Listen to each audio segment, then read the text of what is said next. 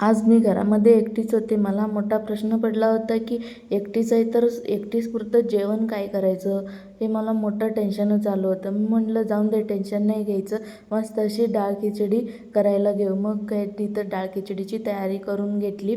डाळ खिचडीची तयारी केल्यानंतर मग म्हटलं कुकरमध्ये नको, कढईतच करू. आता एकटीपुरतं एवढा मोठा कुकर कशाला लावायचा, परत मलाच धुवावं लागणार आहे ते. म्हणून छोटंसं कढई घेतलं. कढईमध्ये तूप टाकलं. तुपात मग जिरं, मोहरी, हिंग, आलं लसूण पेस्ट, कढीपत्ता, कांदा, टमॅटो, कोथिंबीर हे सर्व टाकून चांगलं फ्राय करायला घेतलं.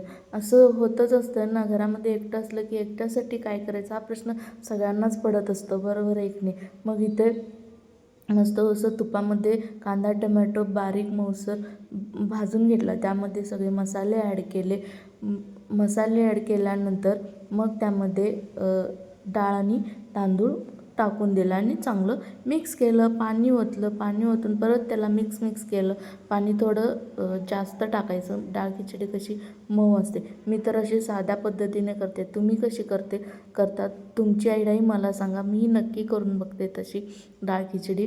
मग इथे डाळ खिचडी शिजायला ठेवली. डाळ खिचडी होईपर्यंत मस्त अशी कोशिंबीरची तयारी करून घेतली आणि कोशिंबीर झाल्यानंतर बाहेर गच्चीवरती जाऊन थंडगार वाऱ्यामध्ये डाळ खिचडी आणि कोशिंबीर एन्जॉय केली. मला डाळ खिचडीसोबत कोशिंबीर फार आवडते, म्हणून मी मस्त अशी मनसोक्त डाळ खिचडी एन्जॉय केली. आणि इव्हिनिंग टाईमला परत वरती आले आणि मस्त अशा थंडगार वातावरणामध्ये फक्कड चहा आणि असं मस्त असं थंडगार वाऱ्यामध्ये मी असं फेरफटका मारून मस्त व्ह्यू एन्जॉय केला, चहा एन्जॉय केला.